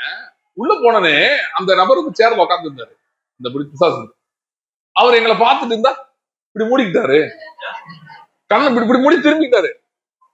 நாம தான் எனக்கு எந்த அளவு விசுவாசம், நான் நினைச்சேன் சூரிய ஒளி மூஞ்சில அடிக்குது போல அவருக்கு, நமக்கு பின்னாடி ரொம்ப சூரிய ஒளி இருக்கு போல. அப்படிதான் எனக்கு ஞாபகம் வந்து 10 மணி காலையில சூரியன் வர்றது 6 மணி, சென்னையில 6:30 வந்துடும். 10 மணிக்கா சூரியன் வருது, அது இப்படி மூஞ்சி வீட்டுக்குள்ள காலையில அடிக்கும் பாத்தீங்களா? இல்ல சூரியன் உதயமாகும் போது அடிக்கும். இது 2 டைமும் கிடையாது. பின்னாடி பார்த்தா சூரியன் உள்ள ஒண்ணும் இல்ல, மேகமா இருந்துச்சாங்க. அப்புறம் ஆஹா நம்மளை பார்த்தா இது பயப்படுதா அப்படின்னு அதுக்கப்புறம் தான் புரிஞ்சது. ஆக்சுவலா பாருங்க, அதுதான் பிசாசு. அவ்வளவுதான். அதுக்கு மேல ஒண்ணும் கிடையாது. நம்மை கர்த்தர் மிகவும் உயரத்துல வைத்திருக்கிறார். ஏனென்றால் கிறிஸ்துவின் ஆவி நமக்கு அருளப்பட்டிருக்கிறது.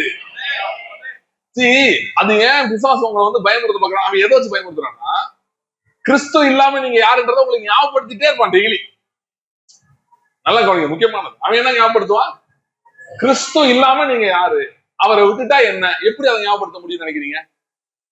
ஒரு எக்ஸாம்பிள் சொல்லுங்களேன். எப்படி உங்களுக்கு ஞாபகப்படுத்த முடியும்? கிறிஸ்து இல்லாம நீங்க யாருன்னு எப்படி உங்களுக்கு ஞாபகப்படுத்த முடியும்? இதளவு ஜெபம் பண்ணி பதில் வராத ஜெபத்தை ஞாபகப்படுத்திட்டே இருப்பான். அப்புறம் முன்னாடி நடந்த தோல்விகள் அதெல்லாம் என்ன பண்ணிட்டே இருப்பான்.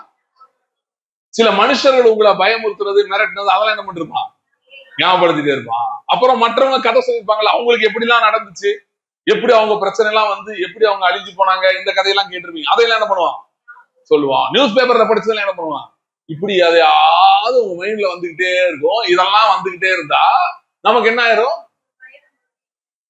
கிறிஸ்து இல்லாம நாம் யாருன்றதை யோசிக்க ஆரம்பிச்சோம்னா பெரிய பிரச்சனையாயிரும். நம்மளும் பயந்து போய் என்ன பண்ணிடுவோம், அந்த ஜனங்கள் ஆயுதத்தெல்லாம் விட்டு கொடுத்த மாதிரி நம்ம எல்லாத்தையும் அப்படியே ரிட்டையர் ஆயிரும். ரிட்டையர் ஆகி உட்காந்துரும். ஆனால் வேதம் சொல்கிறது மேலானவைகளையே நாடுங்கள். நீங்கள் மரித்தீர்கள், இப்பொழுது நீங்கள் கிறிஸ்துவுடனே என்ன பண்றீங்க? உயிர்த்திருக்கிறீர்கள். உங்கள் ஜீவன் கிறிஸ்துவுக்குள் மறைந்திருக்கிறது. ஆகவே எதை நாடுங்க? மேலானவைகளையே நாடுங்கள். ஆகவே பாத்தீங்கன்னா நம்ம எப்பயுமே கிறிஸ்துவுக்குள் நம்ம எப்படி இருக்கோம்? கர்த்தர் நம்ம எப்படி வைத்திருக்கிறார்? வேதம் சொல்லுகிறது உன்னதங்களிலே அவரோட கூட உட்காரவும் செய்தார். நமக்கு அவருடைய ஆவியின் பட்டயத்தை கொடுத்திருக்கிறார். வசனமாகிய ஆவியின் பட்டயத்தை கொடுத்திருக்கிறார். நம்முடைய வாயின் வார்த்தைகளிலே கர்த்தர் வல்லமையை வைத்திருக்கிறார். நாம் பேசும்போது அற்புத அடையாளங்கள் நடக்கும். நாம் பேசும்போது சூழ்நிலைகள், எதிரான சூழ்நிலைகள் பின்னிட்டு திரும்பும். கர்த்தர் அப்படிப்பட்ட வல்லமை நம்ம மேல வைத்திருக்கிறதுனால நாம் அதை தான் கவனிச்சுட்டே இருக்க வேண்டும். இரவு பகலும் கர்த்தரை வைத்து தியானமா இருக்கணும்னா இதை தியானித்து கொண்டிருக்க வேண்டும். யோசுவாட்ட கர்த்தர் சொன்னாரு, இரவும் பகலும் இதை தியானிச்சுட்டே என்னுடைய வார்த்தையை. ஏன் சொன்னாரு? இல்லைன்னா நீ கொஞ்சம் அந்த கவனம் சிதறிட்டனா உன் கவனம் யார் மேல போயிடும்? ராட்சசன் மேல போயிடும். ஐயோ இவ்வளவு பெரிய ராட்சசன் எப்படி நம்ம சந்திப்போன்னு போகும். இல்லைன்னா அந்த அரணிப்பான பட்டணத்தை நீ பாப்ப. இன்னைக்கு வந்து நிறைய பேர் யோசிக்கிறாங்க, இந்த இவ்வளவு பெரிய பணம் எனக்கு எப்படிங்க கிடைக்கும்? இவ்வளவு பெரிய உதவி எனக்கு எப்படி கிடைக்கும்? ஏன்னா அரணிப்பான பட்டணம் மாதிரி பேங்க் இருக்கு. பேங்க் நம்மளாம் பார்த்தா விரட்டி விட்டுருவாங்க பிரதர். பேங்க்ல அந்த லெவல்ல நம்ம இருக்கோம். நமக்கு எப்படி வரும்? நமக்கு எப்படி நடக்கும் அப்படின்னு நம்ம யோசித்து கொண்டே இருக்கிறோம். இதெல்லாம் இப்படி இருக்குது. அதனால கர்த்தர் சொல்றாரு, ஏன்னா அதை பார்க்க கூடாது. நீ எதை பார்க்கணும்? வார்த்தை கவனி, வார்த்தை கவனி, பார்த்துட்டே இரு. நான் சொல்றேன், கர்த்தருடைய வார்த்தை இரவும் பகலும் தியானிக்கிற ஒரு மனுஷன் அவன் தைரியம் கொண்டு சொல்லுவான் அப்படின்னு சொல்றேன். இப்ப நீங்க நான் முதல் சொன்ன தைரியம் கொண்டு சொல்லலாமே அப்படின்னு வசனத்தை சில பேருக்குள்ள நான் வந்திருக்கோம். சொன்னால் நல்லா இருக்குமே, ஆனால் சொல்ல முடியலையே அப்படின்னு வந்திருக்கோம். ஏன் அப்படி வருதுன்னா, இன்னும் என்ன பண்ணணும்? நீங்க வார்த்தைக்குள்ள அதிகமாக போக வேண்டும். கர்த்தருடைய வார்த்தை இரவும் பகலும் தியானித்த ஒரு மனுஷன் அவன் என்ன செய்தான் என்று வேகமாக பார்க்கலாம். யோசுவா 10 அதிகாரம், யோசுவா 10:12.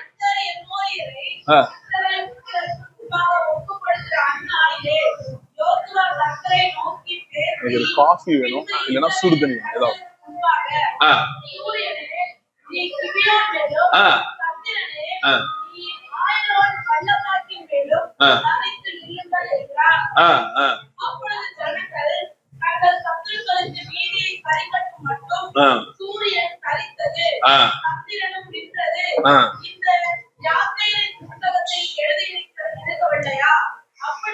போதும். யோசுவா கர்த்தரை நோக்கி பேசி, கர்த்தாவே, இல்ல நான் கர்த்தரை நோக்கி பார்த்து பேசி, கர்த்தாவே, சூரியன் என்று பெயர் வைத்திருக்கிற இந்த நபர் இந்த இடத்துல நீ கேட்டோம் அப்படின்னு என்ன பண்ணல. அவர் பேர் சூரியனுங்க. ஆண்டவரே, அந்த சூரியன் மிஸ்டர் சூரியன் என்ன பண்ணிடக்கூடாது, எங்கேயும் போயிடக்கூடாது. ஆண்டவரே என்ன பண்ணல, யோசுவா ஜெபிக்கல. அவன் என்ன ஜெபிக்கிறான்? சூரியன் என்ன பண்ணணுமா? இந்த சின்ன பிள்ளைங்க கேட்கற மாதிரி இருக்குல்ல. எங்க அண்ணன் பையன் 3 வயசுல என்கிட்ட கேட்டான், இந்த மூணை வந்து ஒரு கயிறு கட்டி கீழே இருக்க முடியுமான்னு கேட்டான். சந்திரன் இருக்குல்ல, மூணு, அதை வந்து கயிறு கட்டி என்ன பண்ணுமா, கீழே இழுக்க முடியுமா அப்படின்னு கேட்டான். நாங்க அதை சிரிச்சுட்டு இருந்த மாதிரி, எப்படி கேட்கிற மாதிரி அந்த மாதிரி இருக்கு. இவன் என்ன சொல்றான்? சூரியன் என்ன பண்ணணுமா? உடனே கர்த்தர் அவன் மேல் கோபம் உண்டு. உனக்கு அறிவே இல்லையா, இப்படி எல்லாமா கேட்பாய் அப்படின்னு நான் சொன்னாரு. உனக்கு இது ஓவராக இல்லையா அப்படின்னு கர்த்தர் கேட்டாரா? என்ன சொன்னார் கர்த்தர்? அவர் எதுவும் சொல்லல. யோசுவா பார்த்து சொல்லல, சூரியனை பார்த்து நில்லுட்டாரு. சூரியனை பார்த்து கேட்டுச்சாப்பா, சொன்னது கேட்டுச்சா, அங்கே நில்லு. யார்கிட்ட பேசல, யோசுவாட்டே பேசல. ஏன்னா அது காரணம் என்ன தெரியுமா? அவன் இரவும் பகலும் தியானித்துக் கொண்டிருந்தான்.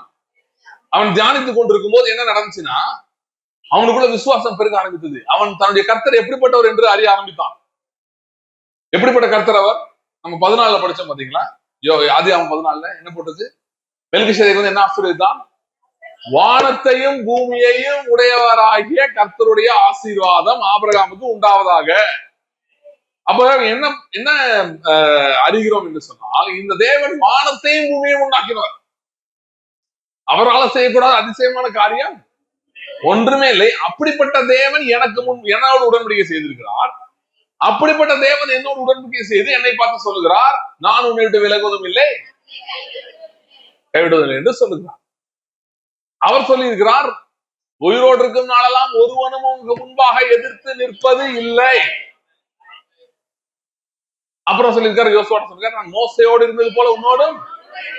இப்ப யோசித்து பாக்குறாரு யோசுவா, மோசை என்னெல்லாம் செஞ்சாரு? செங்கடல் முன்பாக நின்று அந்த கோலை உயர்த்தின போது செங்கடல் ரெண்டாக.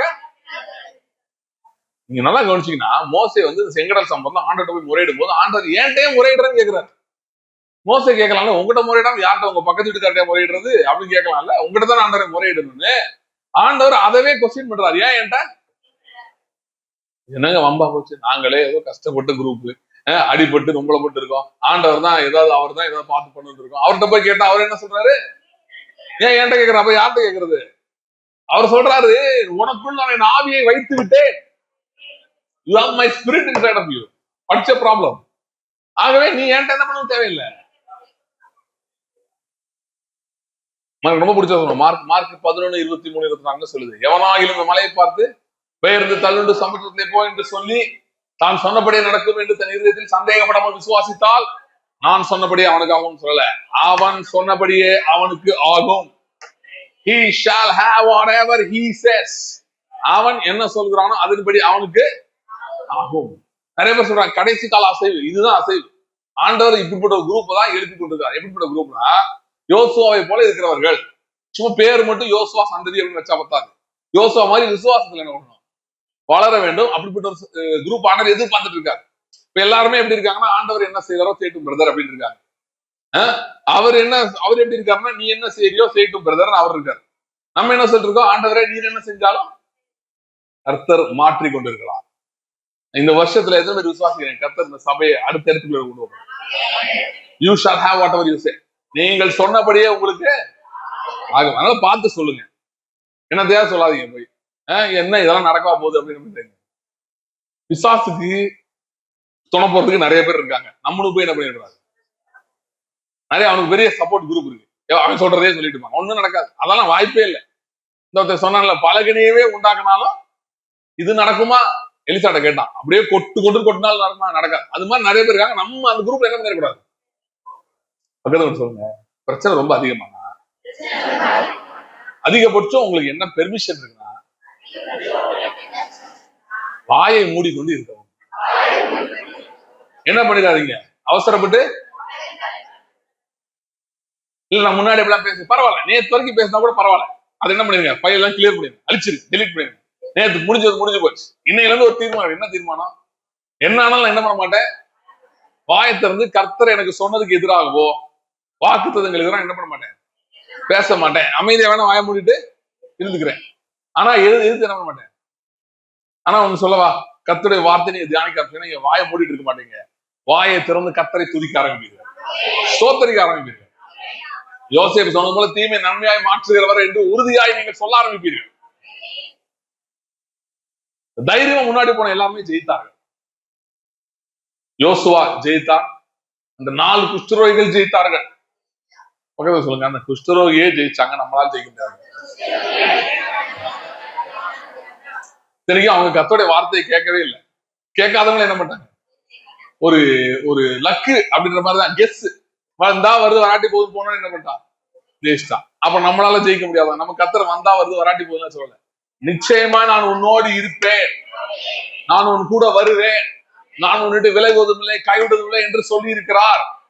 ஆகையால் நான் தைரியம் கொண்டு சொல்லலாமே, கர்த்தர் எனக்கு சகாயர், நான் பயப்படேன், மனுஷன் எனக்கு என்ன செய்வான். யோனத்தான், அந்த நம்ம படிச்ச சம்பவம் பாத்தீங்களா, யோனத்தானும் ஆயுதத்தாரையும் அவன் போன அந்த அந்த அந்த வாரல பாத்தீங்கன்னா 2 பேர் தாங்க போனாங்க.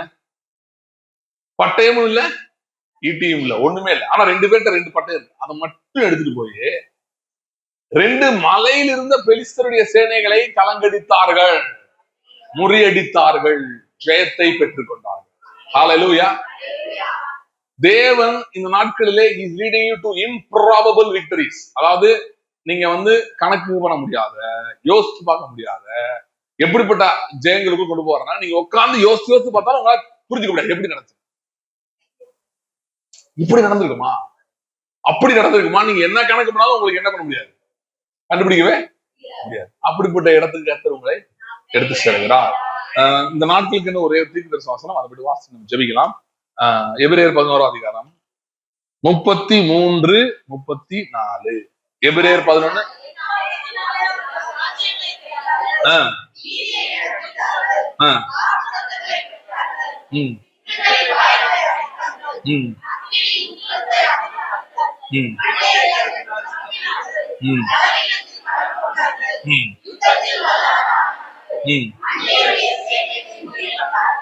ஆமே.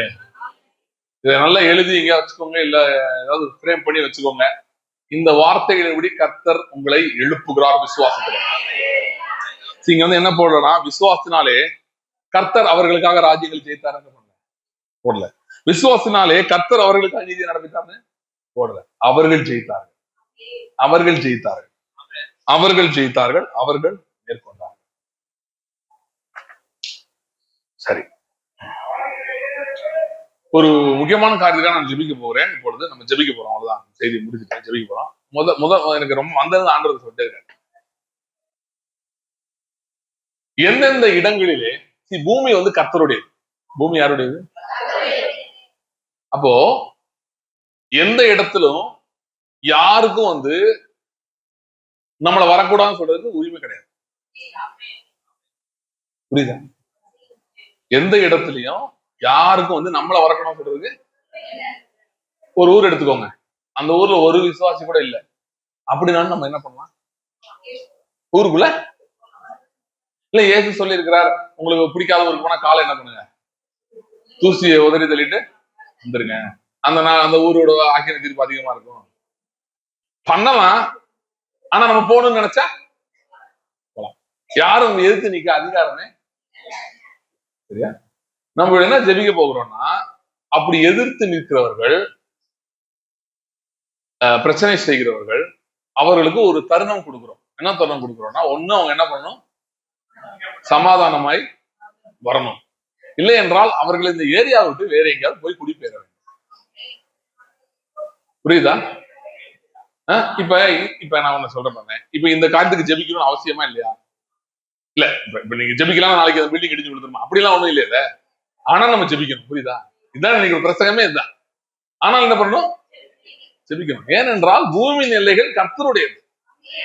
எந்த கட்சியோடதும் கிடையாது, எந்த குரூப்போடதும் கிடையாது. அவங்க மெஜாரிட்டி மைனாரிட்டி அதெல்லாம் கிடையாது. யாருக்கும் உரிமையெல்லாம், பூமி கர்த்தருடைய. நாங்க சும்மா டீ குடி கூட போவோம், நாங்க டிராக்டர் கொடுக்க போவோம், என்னனாலும் பண்ணுவோம். அதுக்கு கேட்க யாருக்கும் என்ன இல்லை, உரிமையே கிடையாது, ரைட்டே கிடையாது. இதுக்கு எதிராக முதல்ல நம்ம ஜெபிக்க போகிறோம்.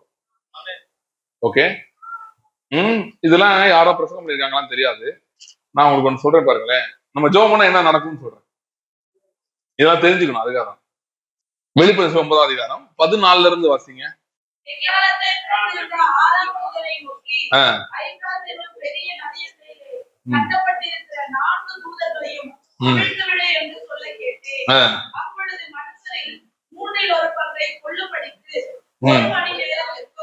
ஒரு நாளுக்கும் ஒரு மாதத்திற்கும் ஒரு வருஷத்திற்கும் ஆயத்தமாக்கப்பட்டிருந்த அந்த 4 தூதர்களும் அவிழ்த்து விடப்பட்டார்கள்.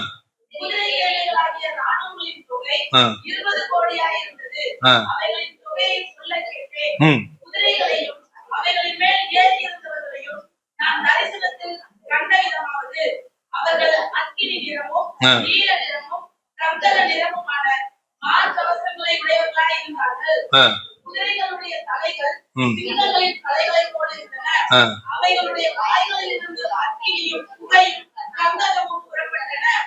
அவைகளுடைய வாய்களில் இருந்து புறப்பட்ட அக்கினி புகை கந்தகமும் என்னும் இம்மூன்றிலும் மனுஷரில் 3 ஒரு பங்கு கொல்லப்பட்டார்கள். அந்த குதிரைகளின் வல்லமை அவைகளுடைய வாயிலையும் வாள்களிலேயும் இருந்தது. அவைகளுடைய வாள்கள் பாம்புகளுக்கு ஒப்பானவைகளாயும் தலைகள் உள்ளவைகளுமாய் இருந்தது. அவைகளாலே சேதப்படுத்துகிறது. போதும். எனக்கு ரொம்ப நாள் சொல்லிட்டு இருந்தாங்க இந்த மாதிரி இதெல்லாம் வந்து பிசாசுன்னு சொல்லிட்டு இருந்தாங்க. ரொம்ப படிச்சோம்ல, பொறுமையா படிச்சீங்க எல்லாரும். குதிரைகள் இருந்துச்சு, சேதப்படுத்தும், இதெல்லாம் என்னன்னு சொல்லிட்டு இருந்தாங்க, பிசாசன். இது பிசாசு எல்லாம் கிடையாது, இது கர்த்தருடைய சேனை. இது பேர் என்னது? கர்த்தருக்கும் அவருடைய சித்தத்துக்கும் அவருடைய ராஜ்யத்துக்கும் எதிராக இருக்கிறவர்கள், தொடர்ந்து எதிர்த்து நின்று கொண்டிருக்கிறவர்கள், அவர்கள் மனம் திரும்பாத பட்சத்தில் இந்த சேனைகள் போகும். புரியுதா? அதனால நம்ம ஒண்ணும் பண்ண தேவையே இல்லை. நம்ம ரூம்ல உட்காந்து ஜெபம் பண்ணாலே என்ன ஆக போகுது? வாசல்கள் திறக்கப்பட போகிறது. ஓகே, சத்துரு ஒரு வாசல் அடைக்கும் போது கர்த்தர் 7 வாசல்களை திறக்கிறவராய் இருக்கிறார். ஓகே, அதனால இந்த சபைக்கு எந்தெந்த ஊர்களில் வாசல்கள் அடைக்கப்பட்டதோ அங்க இருக்கிற இரும்பு கதவுகள் உடைகிறது, இரும்பு தாழ்பால்கள், வெண்கல கதவுகள் உடைகிறது. புதிய கதவுகள் கூட கர்த்தர் என்ன பண்ண போறாரு? திறக்க போறாரு. எத்தனை பேர் விசுவாசிக்கிறீங்க? இப்ப முன்னாடி சபையில இருந்து ஒரு டீம் அங்க போனா இப்ப 7 டீம் போகும். அவங்க நம்ம நன்றி சொல்றது இல்ல, பரவாயில்ல, நாங்க ஒன்னா வந்து 7 ஆகிட்டீங்க, ரொம்ப நன்றி, தேங்க்யூ.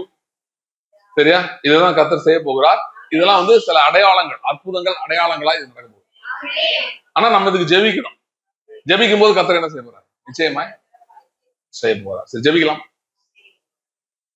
ஸ்தோத்திரம், ஸ்தோத்திரம், ஸ்தோத்திரம். ஹல்லேலூயா, ஹல்லேலூயா, ஹல்லேலூயா, ஹல்லேலூயா, ஹல்லேலூயா, ஹல்லேலூயா. ஓ ராம்ச RAM தோரபோ Ori badaraham serem reteri gadar bram serem batera gadar bedur yang kanter bandara orem bend rombo konteri darabadaraham terobero. Thank you, Lord. Thank you, Lord. Hallelujah, hallelujah, hallelujah, hallelujah, hallelujah, hallelujah. Orem bend serem bakam serudriam bam serebedere terobero. Hallelujah, hallelujah. Thank you, Jesus.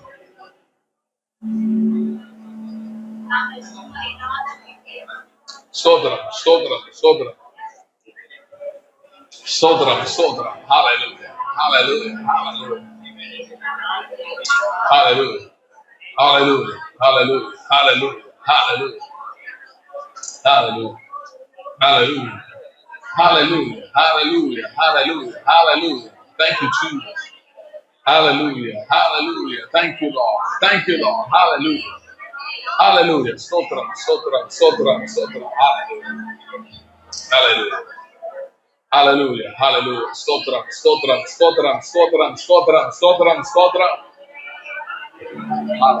Hallelujah, hallelujah. Remba tara, ranta, reda, romba, foda, ramba.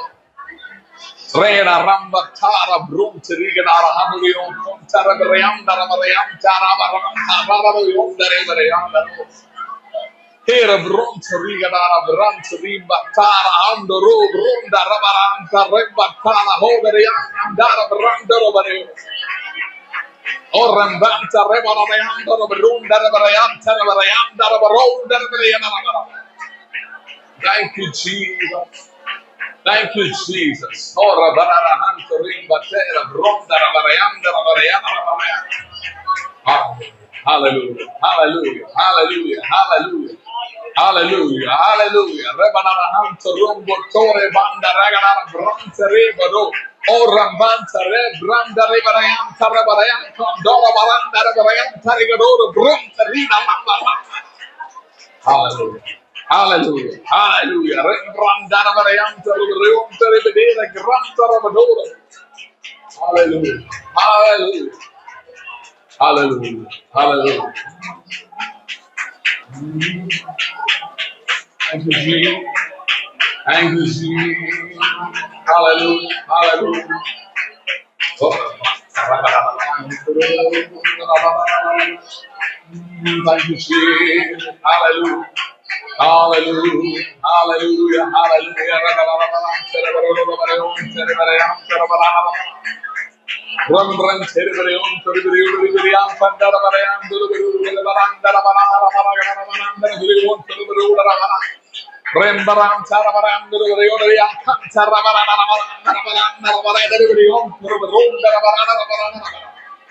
Hallelujah, hallelujah, hallelujah, hallelujah. Rebanaram Sarabarion, Durian, Thank you, Jesus. Thank you, Jesus. Hallelujah, hallelujah, hallelujah. Oh, Ramban, Rimba, Tarabador, Brondara, Randa, Oh, Randan Sarabana,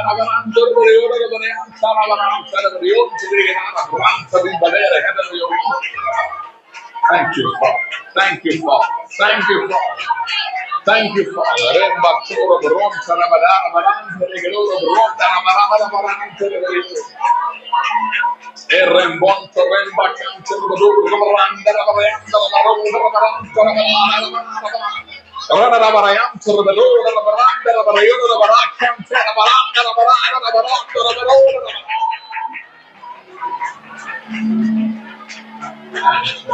thank you, Jesus. Thank you, Jesus. Ora baran sera banana baran dera beriya beriyon kondora beriyan sera banana beriyon dera banana beriyon beriyon. Ora baran sera banana bandora beriyon sera banana barana beriyon sera beriyon sera banana baran sera banana. Hallelujah, hallelujah. Stotram, stotram, stotram, stotram, stotram. Rindara baran sera beriyon beriyon sera banana. Ora barando le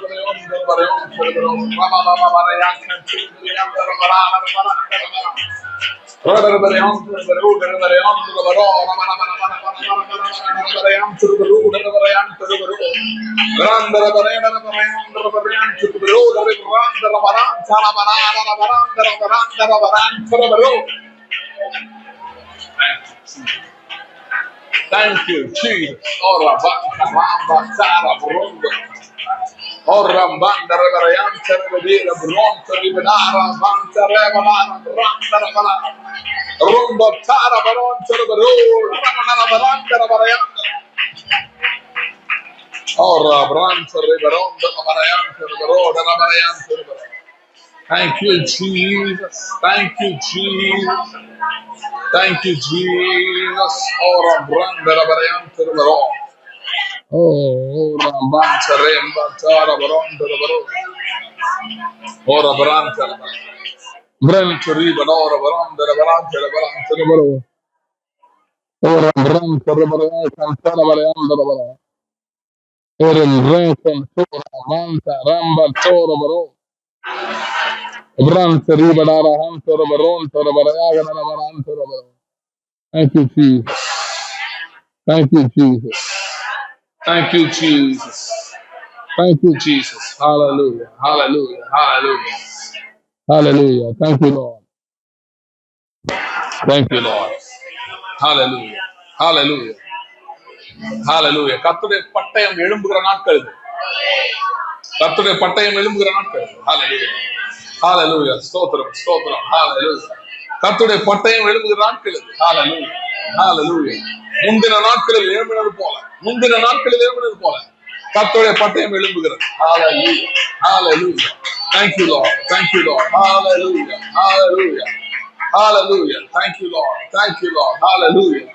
Hallelujah. Hallelujah. Thank you, Lord. Thank you, Lord. Hallelujah. Oh, Remban Tarabaron, Darabayan, Krandarabayan, Darabaro.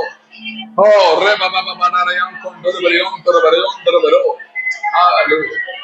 Hallelujah. Thank you, Jesus. Thank you, Jesus. Hallelujah. Hallelujah. Rebarahan, Tarabaron, Tarabayan, Tarabaro. Rembrando Rebellion, Rebellion, Rebellion, Krandarabarabara. Oh, Raman Taro. Brent Sarigana, Brantara, Rebellion, Rebellion. Hallelujah. Hallelujah. Hallelujah. Hallelujah. Hallelujah. Thank you, Lord. Thank you, Lord. முந்தின நாட்களில் எழும்பினபடி கர்த்தருடைய பட்டயம் எழும்புகிறது. Hallelujah. Hallelujah. Hallelujah. Hallelujah. Hallelujah. Hallelujah. Thank you, Lord. எகிப்தின் சேனைகளை சிவந்த சமுத்திரத்தை கவிழ்த்து போட்ட கர்த்தருடைய பட்டயம். Hallelujah. Hallelujah. Thank you, Lord. Thank you, Lord. சத்துருக்களின் சேனைகளை முறியடிக்க உதவி செய்த கர்த்தருடைய பட்டயம் எழும்புகிறது.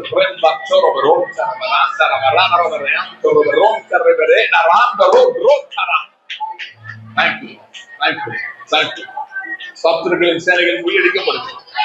சத்துருக்களின் சேனைகள் முறியடிக்கப்படுகிறது. கர்த்தருடைய பட்டயம் ஏற்படுகிறது. கர்த்தருடைய பட்டயம் ஏற்படுகிறது. Hallelujah. Hallelujah. ஸ்தோத்திரம், ஸ்தோத்திரம், ஸ்தோத்திரம்.